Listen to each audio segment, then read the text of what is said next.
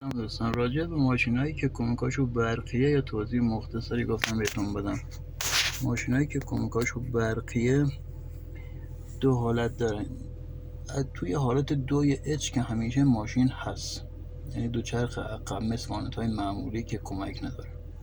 دو تا حالت دیگه داره، 4H و 4L. زمانی که شما میخوایم بذارینش تو کمک، کلاچو میگیرین، دکمه رو میزنین، میره توی حالت 4L، یعنی توی کمک سنگین. این الان رفت تو حالت کمک سنگین. حالا که میخواین کمک هم درش بیارین، کلاچو میگیرین، میذارینش توی دو، ماشین میایه توی همون حالت معمولیش. یه توضیح دیگه هم قبلا داده بودم، 4H چهارچرخ سبک شما تا سرعت 90 تا میتونید برین. 4L کمک سنگینه که شما تا سرعت حدودا 50-40 کیلومتر میتونید حرکت کنید.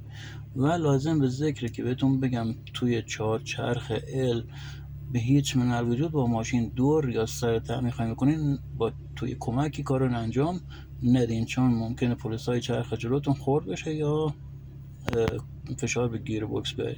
توی چهارچرخ L حتما ماشین رو خلاص کنین، بعد سر ته کنین. ممنون که گوش کردین.